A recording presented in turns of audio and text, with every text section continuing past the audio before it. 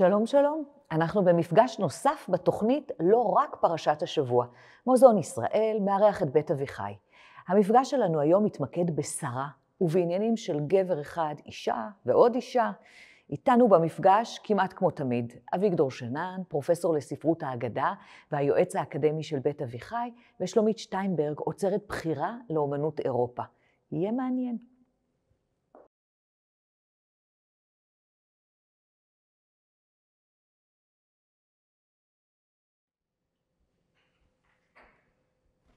שלום לכולם, שלום שלומית. שלום אביגדור. נחמד להיפגש שוב. נכון, מזמן לא היינו באולם הזה. בהחלט ראוי לכך. הפרשה שלנו השבוע היא פרשת חיי שרה. באופן מאוד משעשע, הפרשה עוסקת בכל דבר פרט לחיי שרה. היא פותחת בסיפור מותה וממשיכה בנושאים אחרים. בכל זאת נעסוק רוב הזמן בשרה, משום שהחלטנו השנה להקדיש כל מפגש ומפגש לדמות מקראית אחת, ודמותה של שרה נדחקה לשבת הזו ובה נעסוק.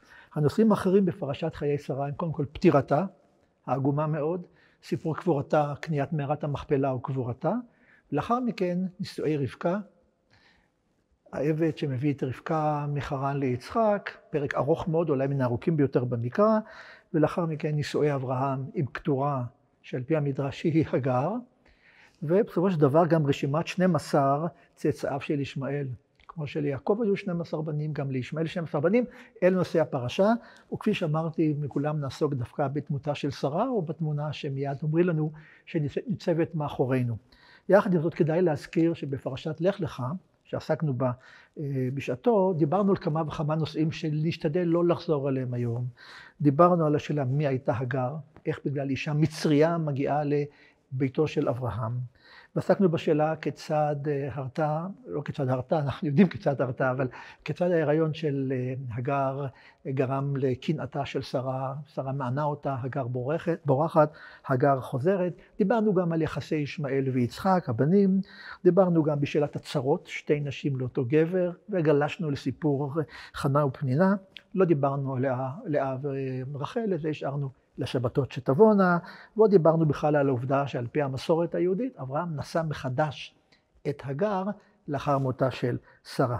אבל השאלה העיקרית, דמותה של שרה, ויחסים בין שרה לבין הגר וישמעאל, כלומר גירוש הגר וישמעאל מבית אברהם, הותרנו לפגישה של היום. ברשותך שלומית עוד רגע, לפני שנגיע ליצירה הזו, לומר משהו על פתיחת הפרשה. הקרויה על שמה. פרשה פותחת במילים, ויהיו חיי שרה 100 שנה, ו20 שנה, ו7 שנים שני חיי שרה. ותמות שרה בקריית ארבע היא חברון בארץ כנען, ויבוא אברהם לספוד לשרה ולבכותה. במדרש המאוד מפורסם על פתיחת הפרשה, עוסקת בעובדה שהפסוק מדגיש 100 שנה, 20 שנה ו7 שנים, ואומר על המדרש שני דברים על כך. דבר ראשון, בעזרת פסוק מספר תהילים, יודע השם ימי תמימים, היינו שקדוש ברוך הוא משלים את שנותיהם של צדיקים לחלוטין. ומבחינה זו, כפי שהם תמימים, גם שנותיהם תמימים. אברהם נולד והוא מת באותו יום, משה נולד בזין באדר, נפטר בזין באדר, גם שרה מתה ב-127 בדיוק בגילה שלה.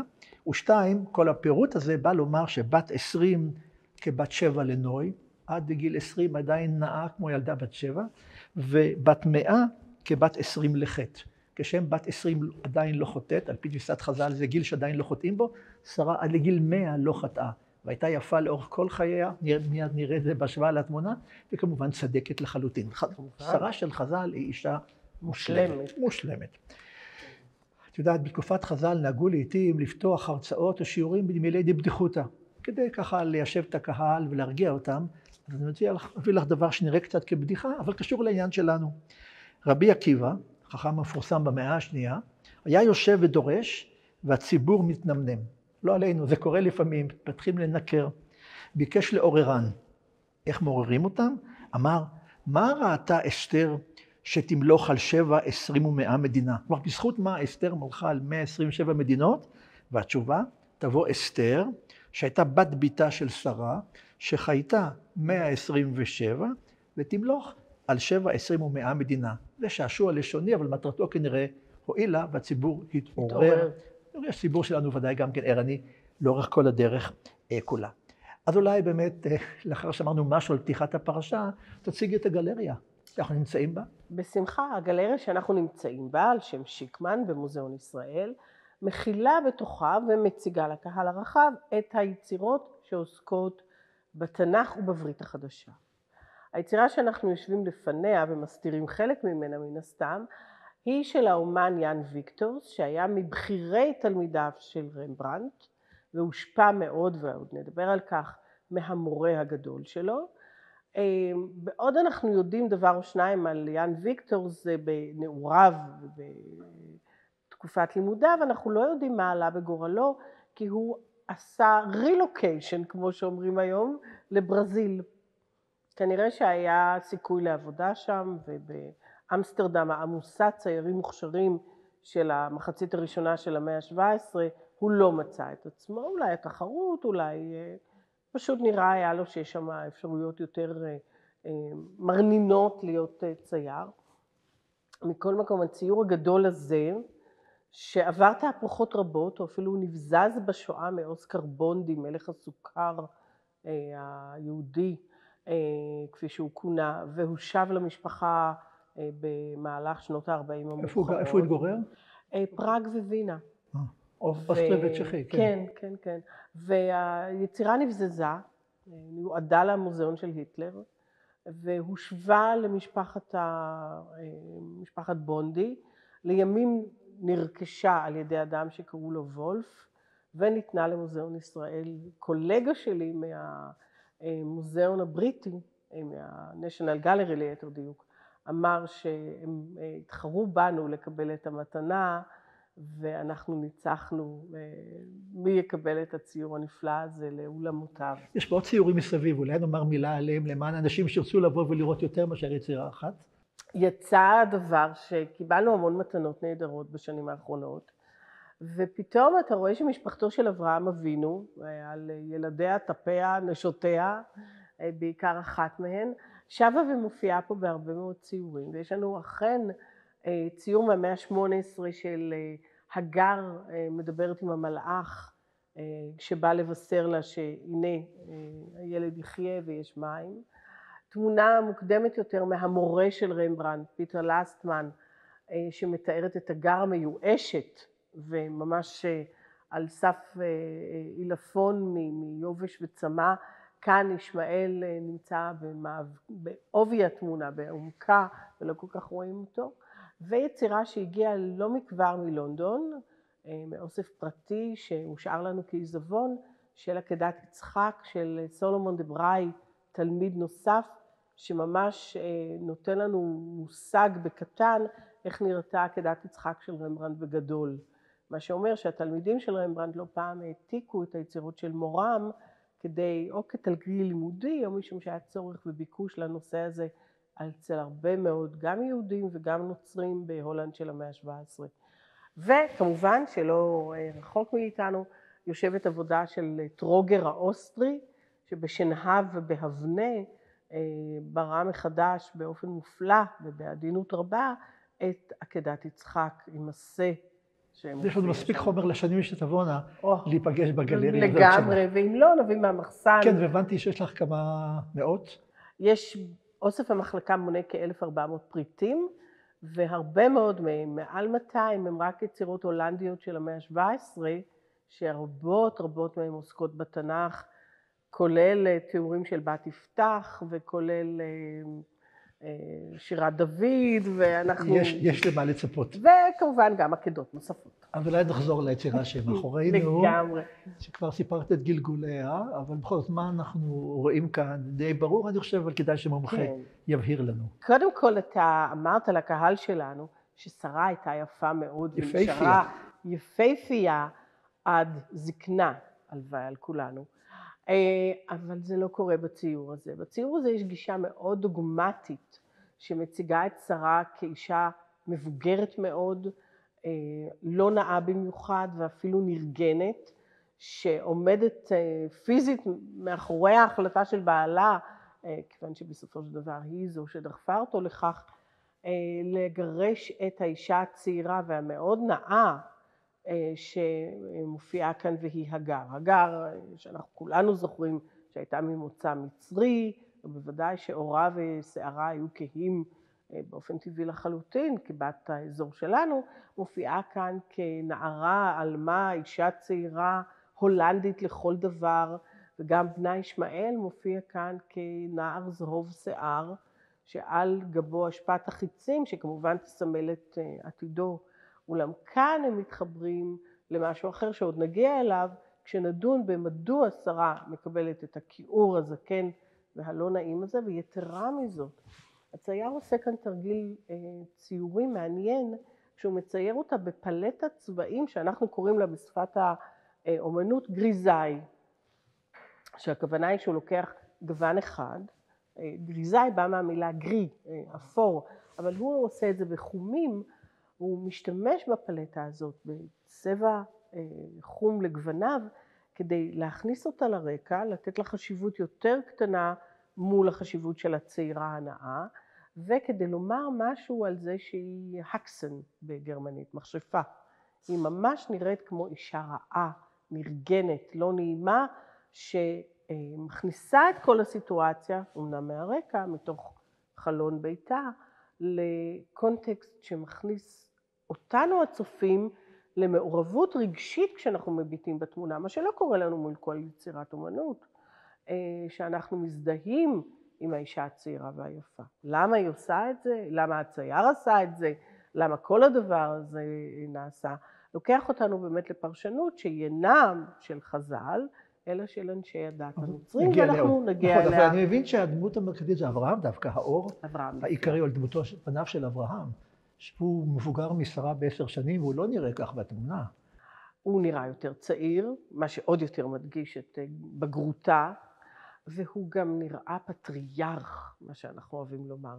הוא נראה, קודם כל, הוא סמכתתי לגמרי, הוא ממש מגיע לשם מגירוש ספרד, ויהודי הולנד שבאו מספרד ופורטוגל אחרי 1492, לא רק בבגדיו ובכיסוי ראש שלו, אלא יש בו משהו שייתכן מאוד, ויאן ויקטורס, שהיה כמו רבו ומורו רמברנדט, מכיר וידוע בקהילה היהודית של יורדן, האזור היהודי של אמסטרדם, יכול מאוד להיות שאפילו גייס לטובת התמונה כמודל אדם שהיה השאלה על קצת שפתיים, באמת זה מצויר לפי מודלים, אנשים עמדו מולו שצייר אותם? לרוב כן, אנחנו יודעים שלמשל הרבה מאוד מהדמויות של פלורה, אלת האביב, הייתה ססקיה, אשתו הראשונה של רמברנדט, ואחרי שהיא הלכה לעולמה בגיל צעיר, גם הנדריקה, אשתו השנייה, שוב הפכה להיות פלורה.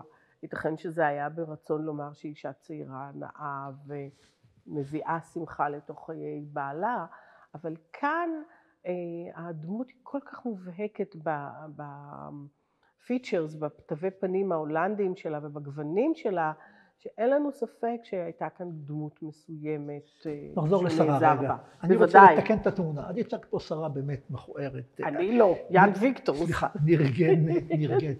אבל המקורות שלנו חושבים לגמרי אחרת. לגמרי. ההתחלה היא במקרא. בוא נזכור, אברהם מגיע לארץ כנען, הוא בן 75.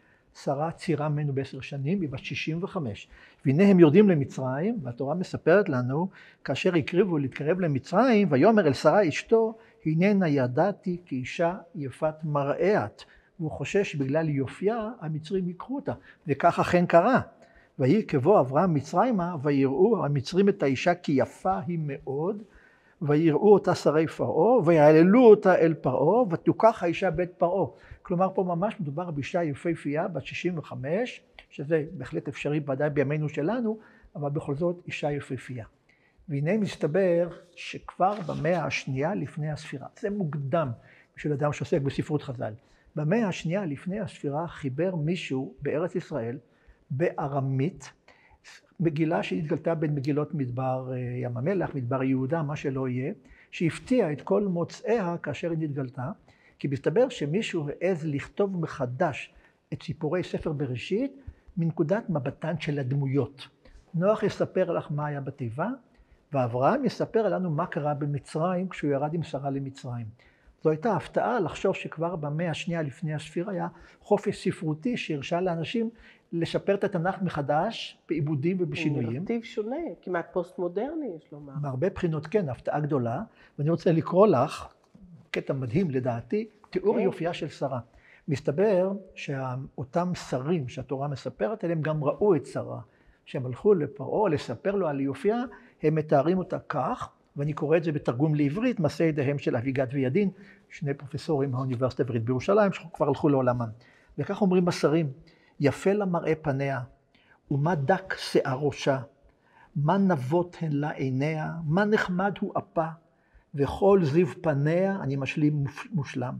מה נווה לחזה, הם ראו אותה אפילו בלבוש חווה אימנו, ומה יפה לה כל לבנתה, זרועותיה מה יפות, ידיה מה כלילות, מה נבות כפיה, ומה ארוכות ודקות כל אצבעות ידיה, רגליה מה יפות, ומה שלמות לשוקע. זה תיאור שמתאר אותה מן הראש עד הרגל, כמקובל גם בשיר השירים למשל, ובספרות יוון הקדומה, וכל בתולות וקלות הנכנסות לחופה לא שפרו ממנה, ועל כל נשים יפיופייה, ועליון יופייה למעלה מכולן, ועם כל יופייה זה חוכמה רבה עימה, גם יפה, גם חכמה, ומעשה ידיה נאה, גם יפה, גם מופע, כמו שאנחנו אומרים, תיאור פרפקטי של אישה מושלמת. כן, וואו. מה שבאמת וואו, להאמין שגם מישהו עז לכתוב דבר כזה בהקשר יהודי, זה לא טקסט לא יהודי, ממש תיאור על פי אידיאל היופי היווני, אני מניח, של אותם ימים. לחלוטין, תוך כדי שהקראת לי, נזכרתי בהסיוד והומרוס, שתיארו את האלות. הרי, ואנחנו זוכרים נכון, הרה למשל, שאותנו זה אולי קצת מפתיע, נחשבה יפה כי היו לה עיניים כמו של פרה. אוקיי. לא בדיוק דימוי היופי הקים קרדשייני, אבל עדיין יש לנו כאן משהו של הדמות של האישה, ונוס למשל, או אפרודיטה כמו שהיא נקראת ביוון, היא בלונדינית, היא כאילו יותר מהצפון, היא לא מעממי הים התיכון שהיו כהי עור וקצרי קומה. אבל עניין הפרה לא מפחיד אותי, אני מכירה שהתורה אומרת על יוסף בן פורת יוסף, פורת זה צורה משלי של פרה, יוסף הוא בן פרה, כמו שבעלי חיים אחרים, אחד הוא חמור ואחד הוא זה. בן פרה יוסף, כמו יפהפה, כמו פרה, יפה ונאה. אולי משום שפרה זה משהו שגם נותן, ודאי. בשרו, חלבו וגם בריא. אין ספק. אנחנו זוכרים כמה הפרות היו משמעותיות בחלומות שלו. בן פרה זה ודאי מחמיא. אז כן, על הפרה יש מקום. עוד נקודה אחת ביופי ואז נמשיך. כן. איך אברהם פתאום אומר לשרה, אחרי הרבה מאוד שנות נישואים, הננה ידעתי כי יפת מראה. מה לא ידעת עד עכשיו שיפת מראה? מה אירע? המדרש עוסק בזה, כמובן. המדרש לא יכול להניח שום דבר בלי שהוא מטפל בו, ונותן שתי תשובות. תשובה אחת, בדרך כלל על ידי הדרך אדם מתבזה. טלטולי הדרך מכנען למצרים במדבר, אדם לא מגיע במלוא יופיו, וזאת עמדה ביופייה. וחוץ מזה אומר מדרש אחר, אומר אברהם לשרה, הילכנו בארם נהריים ובארם נחור, ולא מצאנו אישה נאה כמותך. מה היה לו למי להשוות? אחרי כל טלטולי הדרך, איננה ידעתי כי אישה יפת נראה, שרה של חז"ל היא יפהפייה. מיד נראה גם שהייתה פוריה עד גיל מאוד מאוחר, וזה כנראה באמת בניגוד לתמונה שאנחנו רואים כאן. של האישה הקשה והרעה. יש משהו מעניין בעניין הזה, שגבר מגלה מחדש את אשתו. הרי כולנו מכירים את הסיטואציה שבה אישה עומדת לצאת מהבית, חתונה משפחתית, שמחה, ערב חג, והבעל שרואה אותה כל יום, ומכיר את אשתו, מכיר אותה על כל הקרחץ שלה ועל כל הימים שהיא נהדרת וימים שהיא הרבה פחות, פתאום מסתכל עליה מחדש, בסמלה חדשה, בתסרוקת חדשה, באיזשהו תכשיט שהוא לא הכיר שיש לה. וה-re-evaluation הזה, הערכה מחדש של בת הזוג שלך, היא הפתעה משמחת בחיי נישואים. זה מה שקרה בסיפור שלנו. ואם הם היו נשואים הרבה מאוד שנים, אז הם נישאו באמת בגילאים צעירים ביותר. היכולת של אברהם לראות אותה מחדש ולהגיד, מה יפית? זה משהו שהוא משמח. הוא משמח אותי כאישה נשואה. מאוד אנושי. והוא מאוד, יש בו משהו מאוד מלא חן וחמלה. מרגש, אבל הם לא באוהל, נכון? לא, הם בבית הולנדי. למרות שהתורה מספרת בפרש לאוהל. הוא לא הרגיש צורך להישאר צמוד לסיפור המקראי מבחינה זו? לא, אני חושבת שהוא רצה נורא להכניס אותם לבית אמיתי, בית הולנדי, בית בגרחט, באחד הרחובות ההולנדים הרגילים, ויש לו סיבות לכך, אם תרצה נפרט אותם, אם נרצה נשמור אותם לאחר כך, אבל לצייר שלנו יש אלמנט מוסרני מעבר לזה שהוא לוקח את כל הסיפור, עוקר אותו מהמקום שלנו, מארץ ישראל, ומביא אותו, מעתיק אותו אל תוך הבית ההולנדי, המאוד, ממש בתוך שדרת בתים ובתוך אזור שהצמחייה בו היא הולנדית. הוא נתן שם ליצירה? או שאנחנו נתנו השמות שם? בדרך כלל הציירים לא נתנו, מי שנתן אותם היו הקונים, הדילרים, אחר כך הגלריסטים ובעלי בתי המכירות הפומביות. לימים האוצרים עשו שמות בדברים האלה, כי הם רצו להתאים את זה. יש לי באוסף שלי, אנחנו לא עוסקים בה היום, מישהי שלא רק שהוחלפו שמות הציירים פעמים אחדות, אלא גם היא עברה מלהיות מריה מגדלנה למלכה ארתמיסיה, חזרה להיות מריה מגדלנה, ואני לא יודעת עוד לאן זה ילך, אבל הרבה מאוד פעמים השמות נבעו מתוך עניין הקולנוע. אין ספק, זה ברור שזה... לא, כאן זה לגמרי סגור. לא לדעת שזה משהו אחר, נכון? לא, אנחנו לא... אז את רוצה לעבור לאברהם או לישמעאל או להגר? אני הייתי מתחילה עם אברהם, משום שאברהם, קשה מאוד לתאר רגע שהוא הרי גורל. אני פעם חשבתי לעשות תערוכה, אולי אני עוד אעשה אותה ביום מן הימים, שנקראת רגע הרי גורל. מה זה הרגע הזה שבו הצייר מצליח לתאר לנו את הדמות לפני שקורה משהו, אבל כבר אנחנו יודעים שאנחנו שם. אברהם עובר משברים איומים בחייו. באמת, הוא אחד הגברים התנ"כיים שלא ויתרו להם, לא נתנו להם חיים קלים. יש לו רגע הרי גורל כשהוא צריך לגרש את בנו הראשון, בנו בכורו ישמעאל. יש לו רגע הרי גורל כשהוא צריך להקריב אוטוטו את בנו השני, היקר לו. לא, גם היציאה ממסופוטמיה, גם היא לא דבר, העקירה מן המשפחה וכו'. נכון, אגב, את הנושא הזה צייר אולי, חוץ מאשר אבל פן, גם טיסו, ג'יימס טיסו, הצייר האירופאי, אבל זה רגעים שאתה באמת, אנחנו היום אומרים רילוקיישן וצוחקים, אבל זה משהו נורא כבד, זה משהו שאתה, לך לך, זה ציווי, אתה לא יכול לבוא ולהגיד, אולי בעוד חודשיים אני לא גמרתי לשפץ את הבניין. לא, זה דברים שלוקחים אותך כבן אדם, ואתה אמרת בעצמך, הם לא היו כבר צעירים. ומזכירים לו מביתך, ממולדתך, מבית אביך, זה ממש... כן, לוקחים אותך מהמקום הכי ברור לך. אתה יודע, יש לנו ציור באוסף, שצייר הצייר היהודי לויטן. הוא צייר קבר של אישה.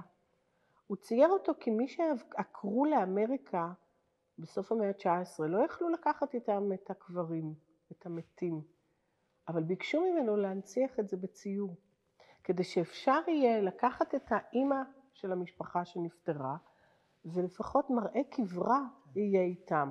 אני מזכירה את זה כי אברהם לא יכול לקחת את הקברים איתו, הוא לא יכול לקחת את עצמותיהם של אבותיו, שהיו פגנים.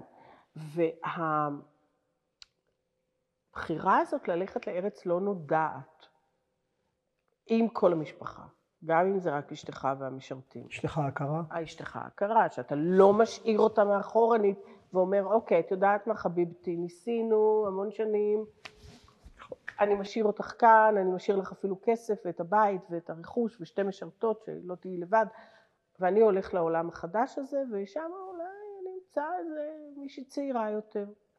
לא, יש כאן אמונה בצדקת הדרך, בהליכה לא נודע, וזה מדהים, זה באמת איש מדהים, וכאן אנחנו רואים אותו במיטבו.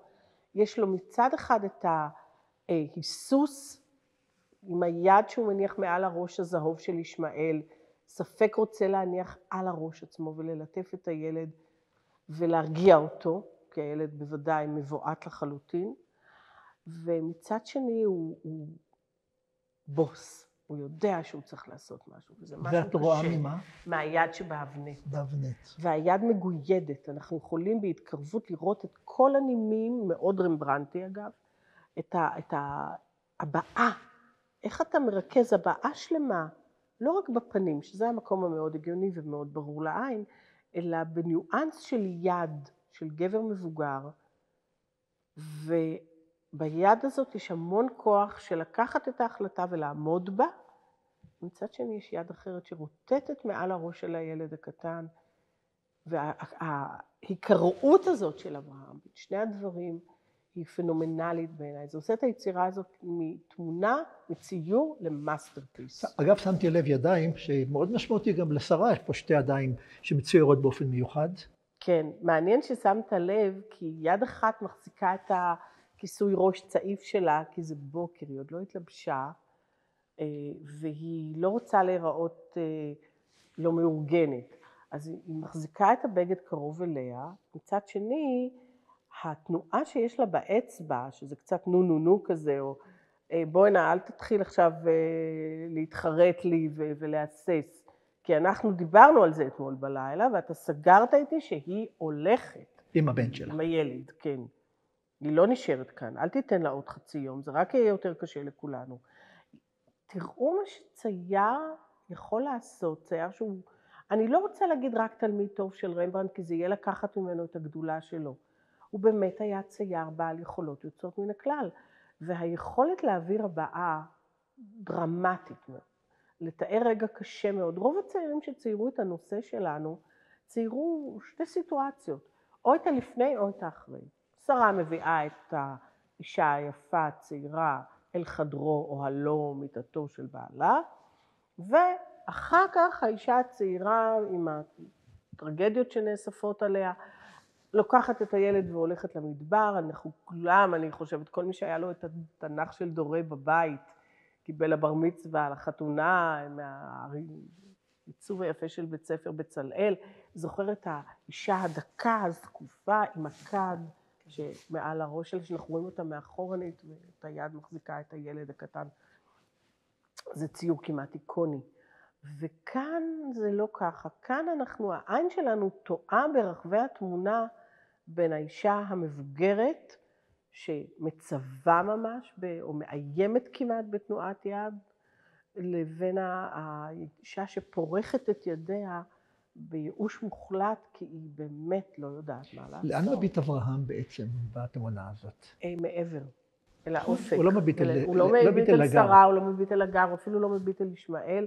הוא מכריח את עצמו, יש לומר, אני חושבת שאף אחד לא ראה את אברהם כנביא, כי אברהם באמת היה בהרבה מאוד דברים, לא יודע מה הולך לקרות לו, ואני חושבת שהרבה דברים שקרו לאברהם קרו יותר מכוח האמונה, מאשר מכוח הציפייה. הוא נתן לאל להוביל אותו לחלוטין באמונה גדולה ובשוויון נפש, לפעמים הנכונות הזאת בוודאי הסתיר את העצומות אדירות. ואתה יודע, בתנ"ך יש לנו גברים שגונבים לאברהם את ההצגה פעם אחרי פעם. דוד, משה, אליהו הנביא. כלומר, אנחנו לפעמים שוכחים את הפטריארך הראשון, וכמה זה היה קשה להיות בתפקיד הזה של היותך אברהם.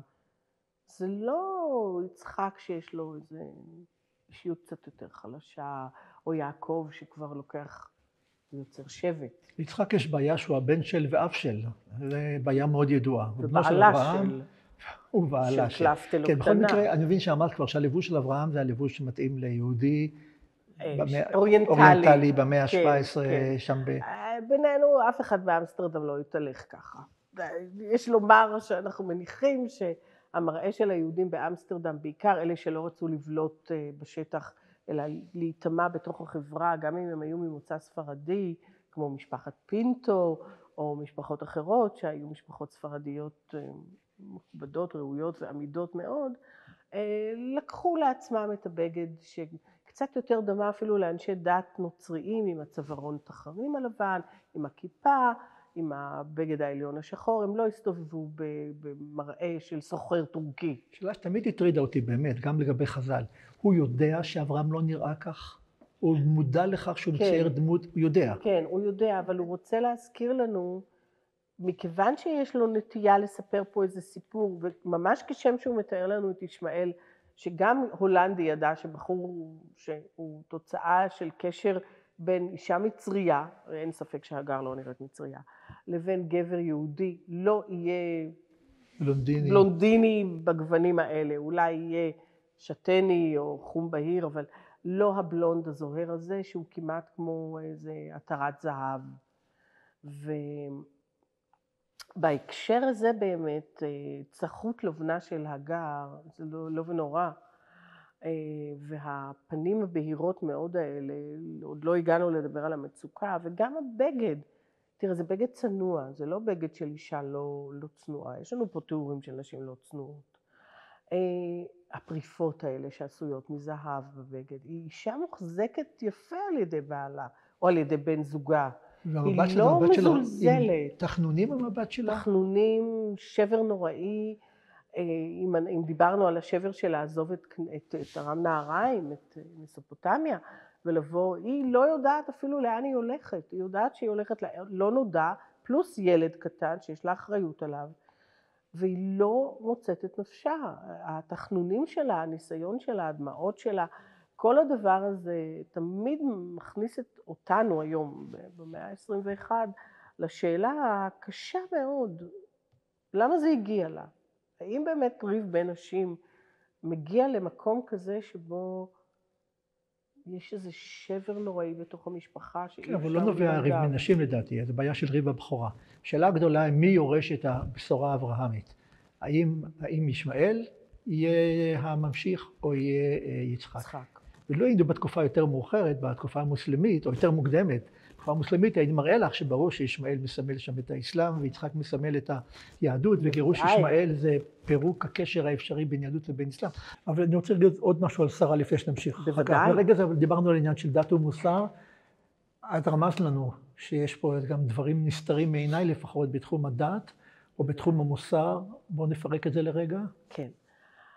מכיוון שאנחנו זוכרים כל הזמן שלמרות שאברהם נראה פטריארך יהודי ומבית ספרדי טוב, אנחנו צריכים לזכור שהציור לא נועד לאותו אוסקר בונדי מלך הסוכר, אלא נועד לפטריארך הולנדי מן הסתם, שכמו רבים מההולנדים לא כל כך ביקשו לעצמם ציורים נוצריים, בגלל הפרוטסטנטיות, אבל כן ביקשו לעצמם ציור תנכי. ובאמת רבים מהציורים התנכיים שלנו הגיעו מבתים הולנדים. כלומר הברית הישנה, כפי שהם קוראים לזה. כן. וכאן אנחנו בעצם נוגעים בנקודה מאוד חשובה. הדמויות הן לא רק הגר ושרה, הן אקלזיה וסינגוגה. מי היא אקלזיה? כלומר כנסייה. הכנסייה, וסינגוגה, כלל הוא יותר לזהות את השם, מתוך המולה סינגוג, בית הכנסת, או הדת היהודית הישנה.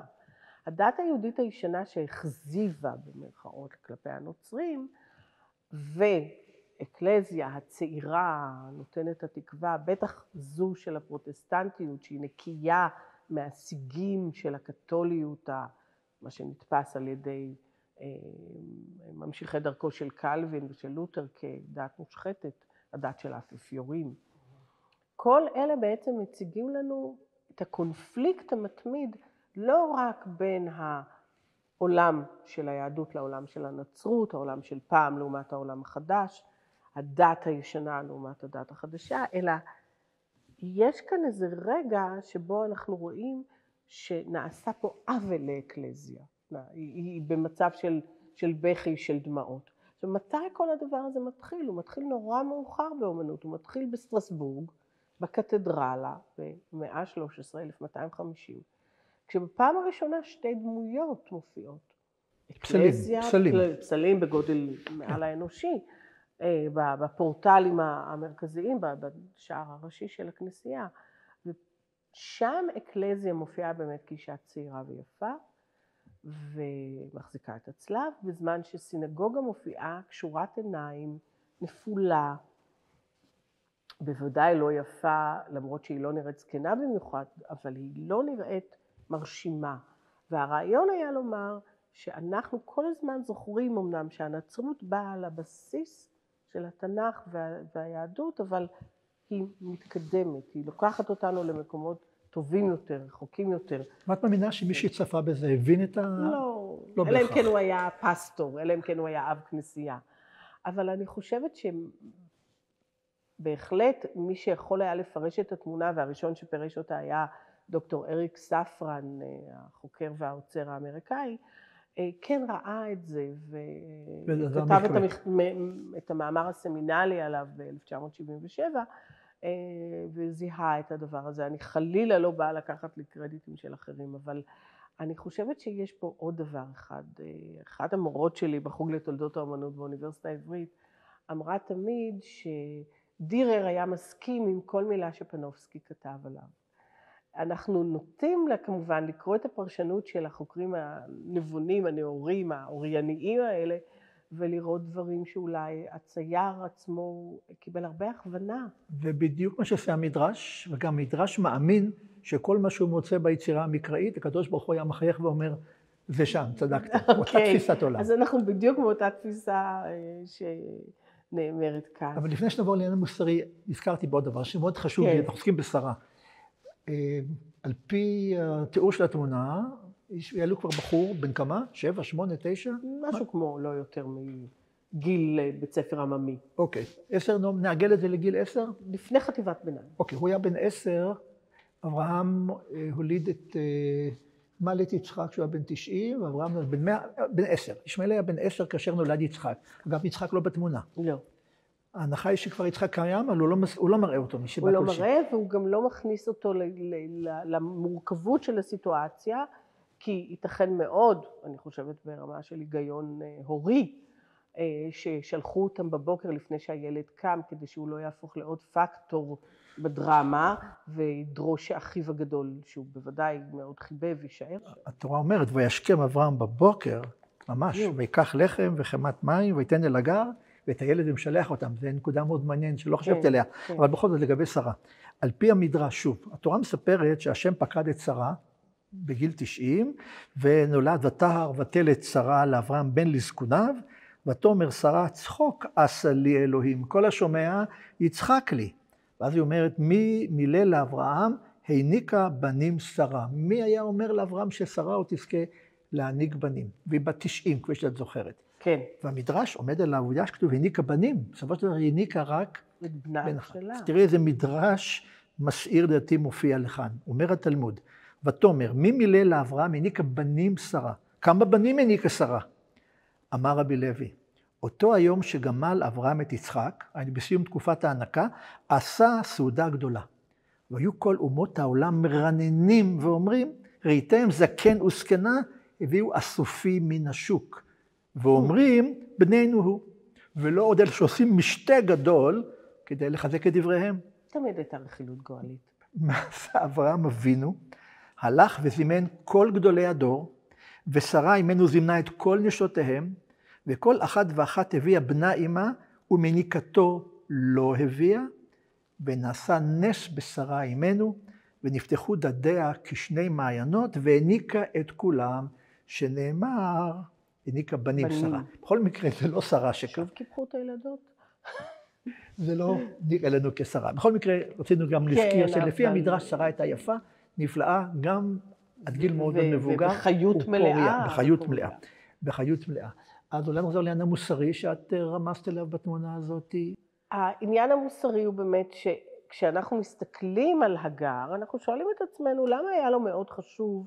הרי לא כל הצעירים ההולנדים תיארו את הגר כיפה במיוחד, כצעירה במיוחד, או כנעימת מראה כל כך, שזה יוצר בנו אמפתיה אדירה במסתכל.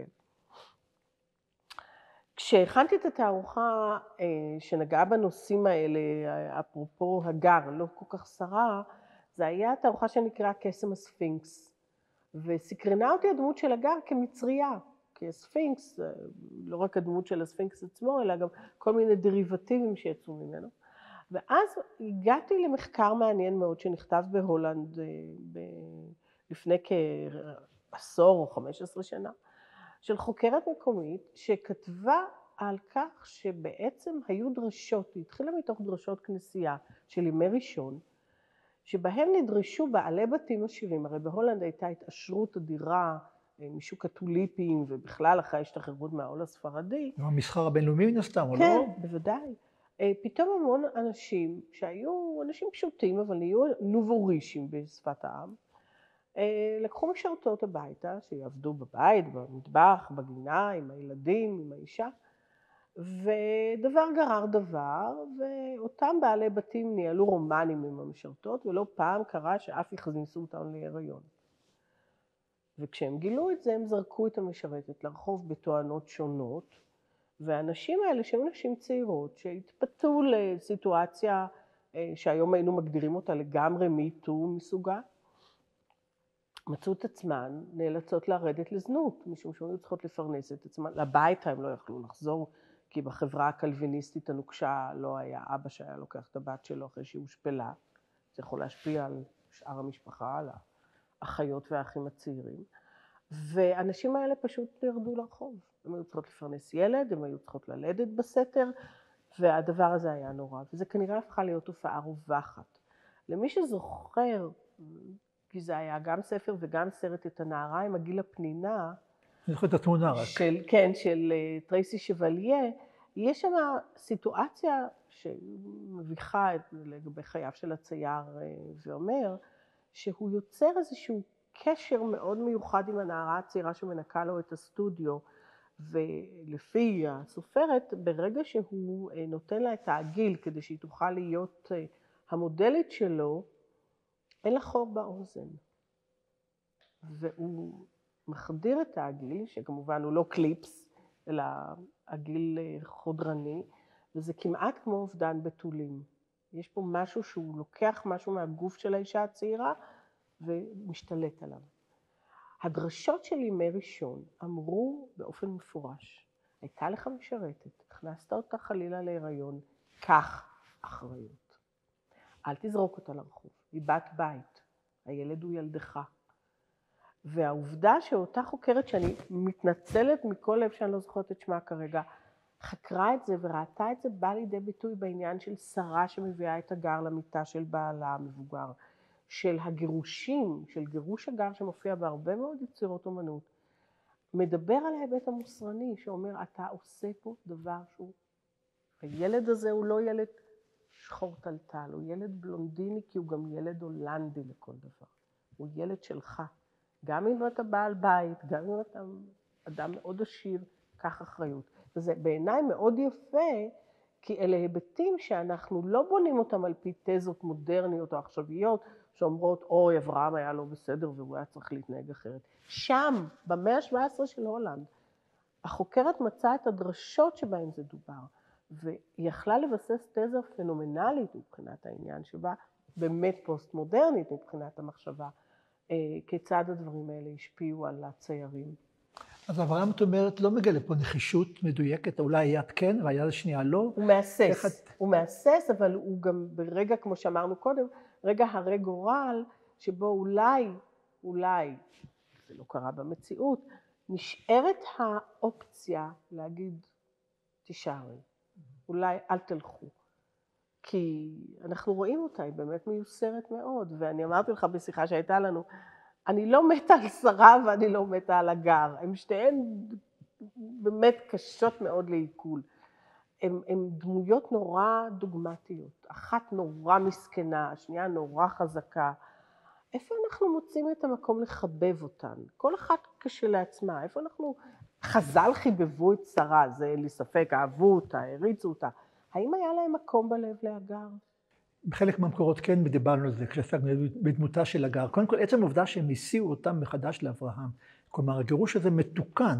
ברגע ששרה יורדת מעל הבמה, אברהם הולך, מחזיר אליו את תורה ששמרה לו נאמנות כל הזמן הזה, ולא קיימה יחסים עם שום גבר אחר, לכן יכול היה גם לפי חז"ל להחזיר אותה אליו. זה תיקון מאוד מאוד גדול. זה כמעט קלוז'ר הוליוודי. נכון, בהחלט, וזה מה שאומר המדרש, אבל אני רוצה שוב לחזור לתמונה הזו במקרה זה, ולומר משהו לגבי ישמעאל. אמרנו שהוא פה בערך בין 10. משהו כמו.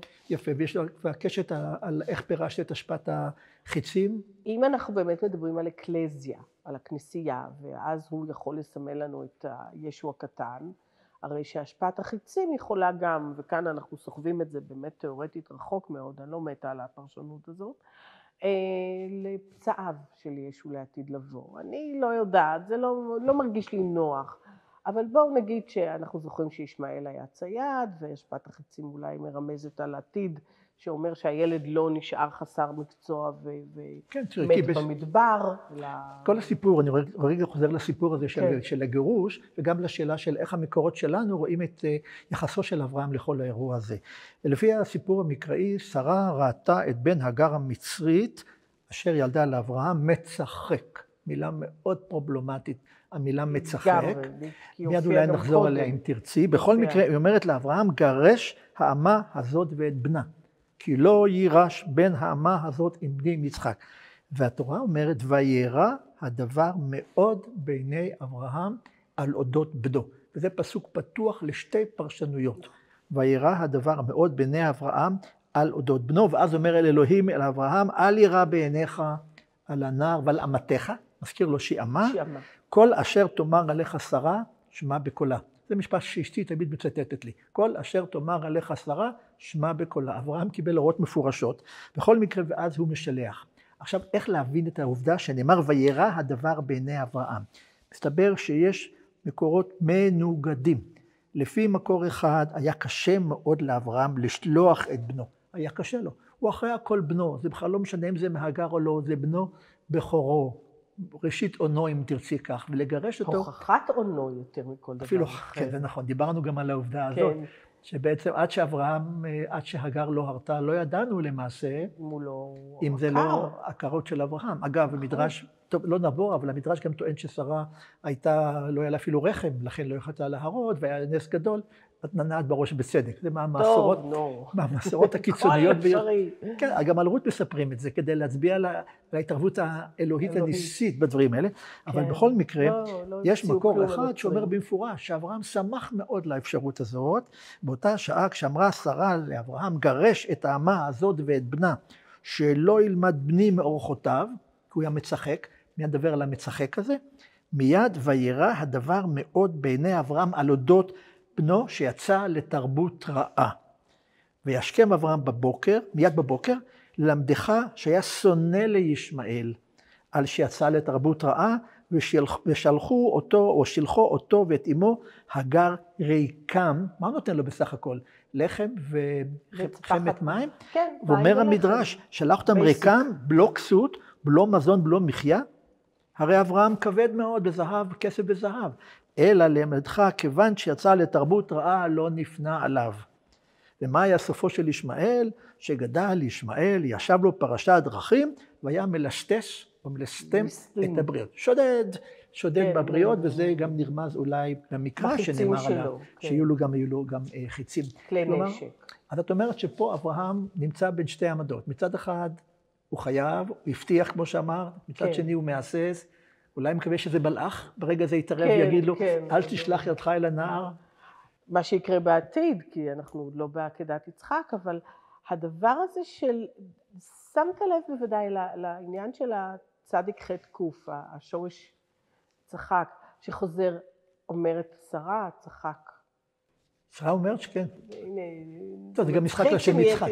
בדיוק, כשנהייתי אימא בגיל 90, אחר כך יש את השם של יצחק, אחר כך המילה מצחק מקבלת פתאום איזו משמעות אמביוולנטית, שאולי זה לא מילה טובה, זה לא שהילד לא הלך לישון כשאמרו לו די ישמעאל בוא הביתה, אלא שאולי הוא הציק, אולי הוא עשה דברים רעים, אולי אנחנו כבר בשלב מאוד מוקדם של חייו, רואים לאן הוא יגיע. רוצה לראות מה אומר המדרש על המצחק? כן, בוודאי. לא ייתכן שהמדרש ששם לב לכל מילה, לא ישים לב. 3 דרשות שונות מצאנו על המילה מצחק. אחת מהן שמצחק זה עבודה זרה. הוא עבד עבודה זרה, כבר בגיל הקטן הזה עבד עבודה זרה. מה הראיה הלשונית? בסיפור העגל, לאחר שהאנשים בנו את העגל, נאמר וישב העם לאכול ושתו ויקומו לצחק. כלומר, זה מין חגיגה גדולה ליד... קצת בחנליה. קצת בחנליה, כן. אוכל שתייה וריקודים סביב איזה פסל. ומה מתאר המדרש? זה בשבילך. מלמד שהייתה אימנו שרה, רואה את ישמעאל, שהיה בונה במסין, בונה בימות קטנות, וצד חגבים, ומעלה ומקטיר לעבודה זרה. את החגבים? את החגבים. מה את רוצה? טוב, זה מה שהיה בשטח. הוא לא יכול היה לקחת כבש. בדיוק, והוא רואה שאביו מקריב כבשים, אז הילד הזה משחק בלהיות גדול, תופס חגבים, מקריב אותם, ושרה מבינה שזו עבודה זרה, ולכן מצווה לגרש אותו, פירוש ראשון. פירוש שני מצחק, עניין של גילוי עריות. כמה שמאוד לא משכנע לגבי ילד, לכן שאלתי לגבי עידן הגיל. כן. בן כמה היה, אבל מיד נחזור למסורת שעל פי המסורת היה בן 24 ישמעאל, כשהוא גורש מבית אביו. כן, וגילוי עריות רומז שזה רק אמו. אז מה הוא עשה בדיוק אותו גילוי עריות? אז מספר פה באמת שהיה מענה נשים, וחייב להיות ישמעאל מבוגר מאוד, אבל מה הראיה? הראיה היא מהסיפור של אשת פוטיפר, כאשר היא מעלילה על יוסף שניסה לעשות במעשה, אומרת לבעלה, בא אליי העבד העברי אשר הבאת לנו לצחק בי. אז לצחק גם יכול להיות לא עבודה זרה, כן, אלא גם... כמעט אונס. כמעט אונס, גילוי עריות. עכשיו יש לנו כבר עבודה זרה, הוציאו דיבתו של הנער, אין ספק. כן, ויש 3 עבירות שעליהם נאמר ירג ואל יעבור. עבודה זרה, מצאנו. גילוי עריות מצאנו, נשאר עוד שפיכות דמים. מלמד שהייתה רואה שרה את ישמעאל נוטל קשת וחיצים זורק כלפי יצחק, כלומר מבקש להרוג את יצחק. ומה הראיה הלשונית שגם מצחק יכול להיות כך, שנאמר באחד ההקשרים במלחמה בין אנשי דוד לבין אנשי שאול, ויאמר אבנר אל יואב יקומו נא נערים ויצחקו לפנינו. זה היה מצחק של הריגה. כלומר, השורש צחוק, יש בו גם הריגה, גם עבודה זרה, כל זה אי אפשר לראות ביצירה הזאת כמובן. לא, לגמרי לא, אבל מה שאנחנו כן יכולים להבין מתוך הדבר הזה, ואתה יודע, אנחנו לא יושבים פה עם רעיונות לדוקטורטים, אבל האם כל פעם שהיה מישהו שפירש את הטקסט הזה, מה היו הנסיבות של חייו? מה היו הנסיבות שבתוכם הוא פעל? האם באותה תקופה היו באמת קונפליקטים? האם באותה תקופה היו בעיות שחז"ל נתנו עליהם את הדעת של מסכת סוטה, שעסקה בדברים דומים? כלומר, אני מנסה תמיד להיות פרוידיאנית בסיטואציות ולנסות להבין מה היה שם ולמה הם הגיעו להחלטות האלה. אבל אין ספק שגם כשאתה לוקח דמות כמו אברהם, שכבר אמרנו שהיא מאוד מורכבת, ואתה צריך לתת לה את הרזון דטרה של עשיית המעשה, אין ספק שחז"ל באים ונותנים לאברהם מלוא הטנא תירוצים, ואומרים לו, תשמע, זה היה ילד זיפט. זה היה באמת ילד שאולי טוב היה להרחיק אותו מחברת אדם, ובטח מהפעוט הקטן הזה יצחק, שלא ילמד אותו דברים רעים. הרי מה היה ליצחק? אח גדול ומשרתים לשחק איתם. וזה סיטואציה שבה אמא יכולה לדאוג. הגיעה לגיל 90, ציפתה לילד, היא לא רוצה לראות את מעשה ידיה להתפאר, בפרי בטנה הופך להיות פרחח קטן בשכונה. ואברהם, בתור מי שאולי אהב מאוד, חמל מאוד על בנו, הרגיש שלא חינך אותו כמו שצריך, לא היה שם להסתכל עליו מהסמכות ההורית. אנחנו תמיד נהיה אנשי המאה ה-21 כשאנחנו קוראים את הטקסטים האלה, גם אם אתה וחבריך החז"לים נמצאים שם ברקע. אבל אין לי ספק מהמקום המאוד אנושי שלאף אחד במשפחה זה לא היה קל, ואם הוא היה רוצה לזרוק אותם, הוא היה עושה את זה בעת, זה יכול היה להיות אחר צהריים ב6. הבוקר היה בעיקר מתוך חמלה על יצחק, שיצחק לא יראה את הדבר הזה קורה, אולי אפילו קצת בושה מפניו. מעניין, זה פירוש שלך, אני לא שמעתי. לגמרי. לא שמעתי, אבל אני יכול לקבל אותו כאפשרות, אבל כדאי שתדעי שעל פי מקור, אם כי מאוחר, בתקופה המוסלמית, אברהם חזר לחפש את בנו. הגירוש לא היה גירוש טוטלי. המקור הזה, אומנם בתקופה המוסלמית, מספר שאברהם קשר לחגורתה של הגר איזה מין דרדור, לא ברור מה זה, שהשאיר סימנים... כן, כמו דורבן כזה. דבר לא ברור, שהשאיר סימנים, וכאשר יום אחד אברהם התגעגע אל בנו, הוא הלך לבקש, לחפש אותו, פעמיים הלך למדבר. אני זוכרת את המדבר. לא פגש אותו, אבל פגש את אמו, וניסה לחפש את בנו, כלומר המדרש עושה תיקונים, דיברנו על כך. כן, לא נעים שם למישהו עם התוצר. זה נכון. ואז היא אומרת, השאתי אותו לאישה מהעולם שלי. השאי אותו לאישה מצריה, אבל זה נאמר בתורה. התורה אומרת, ותיקח לו עמו אישה מצריה מבית אביה. אישה מארץ מצרים. כן, את מכירה את כל החומרים האלה, אבל אנחנו עוסקים בשרה. אני לא אובייקטיבית, כי אחד המחקרים שלי, אולי הגדול בהם, היה על אבל פן, שהיה ילד של תלמוד רבני בבית אביו. ואבל פן באמת מת על שרה, היא היפה בנשים, בציורים שלו. הוא הכיר את שרה באופן אישי, אישה בשם שרה? לא, דווקא לא. הייתה לו אישה שקראו לה, עד כמה שאני זוכרת, רחל. אבל ההתעסקות שלו בדמות הזאת היא מאוד, מאוד מפרגנת. הוא מתאר אותה צעירונת, ביישנית, יפה להפליא. הגר אין לו כל כך, הוא לא כל כך מתעסק בהגר. הגר היא יותר דמות משנית אצלו, הוא נותן לאימהות את המקום שלהם. לאה באמת מופיעה אצלו כמעט כאישה עם קטרקט, עם עיניים אדומות מאוד וקטנות מאוד. וכל תיאורי המקרא, כמו שאבל פן צייר אותם, הם מדקדקים בהיבט המדרשי, כיוון שהוא באמת בא משם. אוקיי, אבל אני לא מניח שהצייר שלנו היה נאמן למקורות המדרשיים. לא, גם אם הוא הכיר יהודים שדיברו איתו על כך.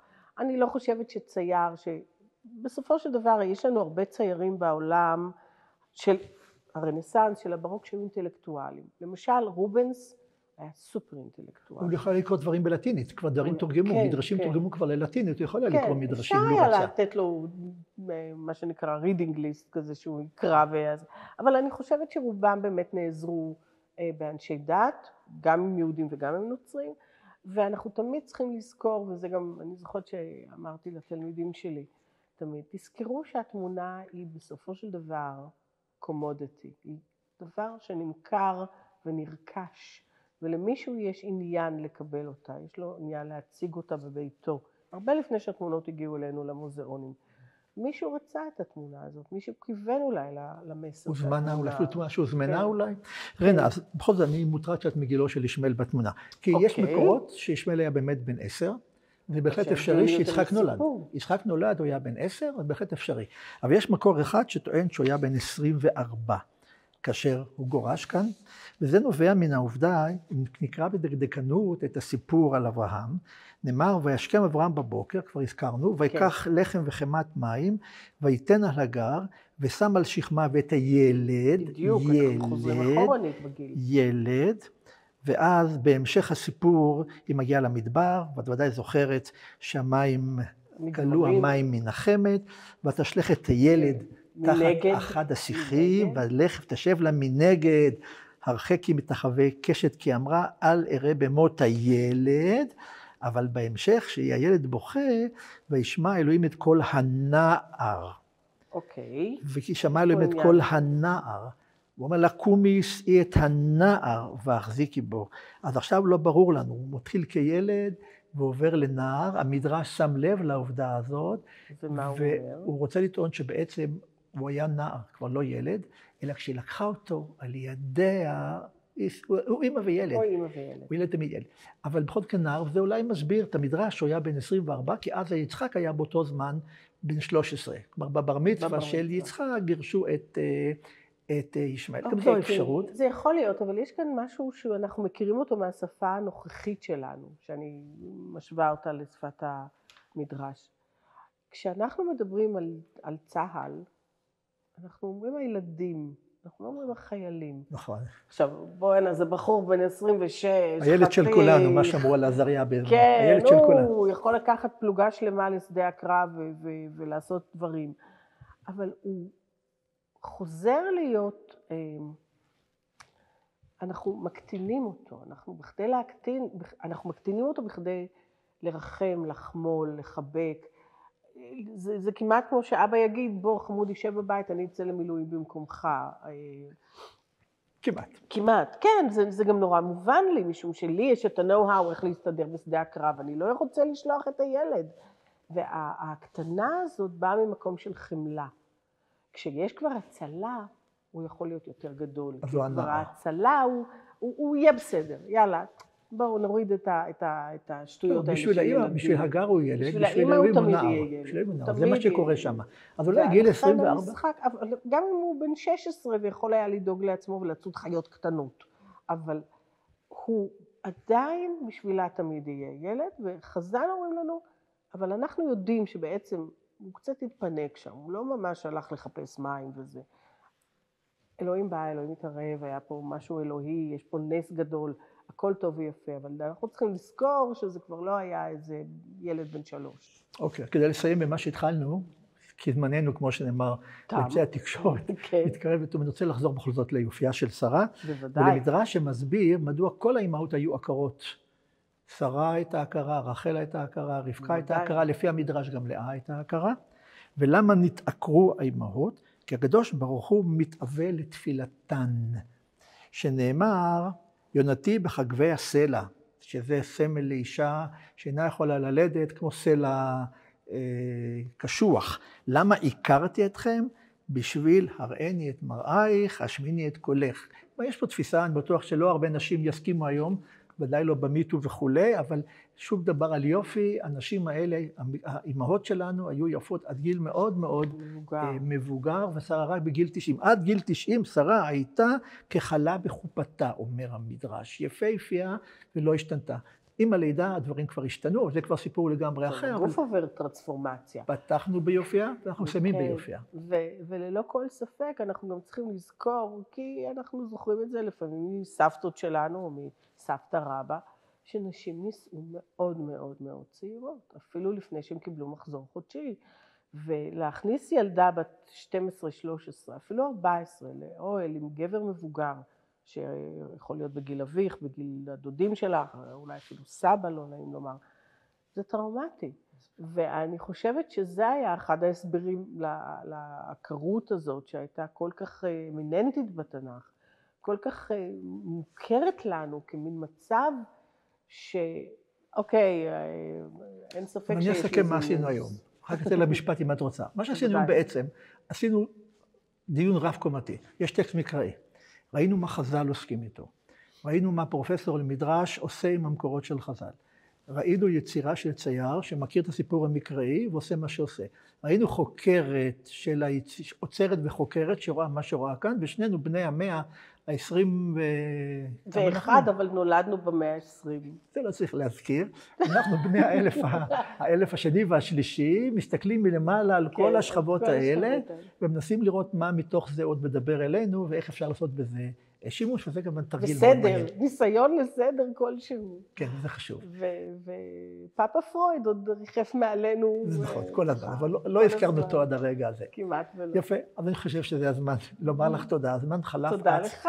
כמו שחלף הזמן מהמקרא עד ימינו שלנו, תמיד כיף. תמיד כיף. סליחה על המילה הלא מקראית הזאת, לעבוד יחד איתך, אני מקבל גם בשנים הבאות. גם אני. אני רוצה רק להזכיר לכולנו שביום חמישי ושישי, ראש חודש כסלו, אפשר כבר להתחיל להכין סופגניות ולקנות נרות חנוכה.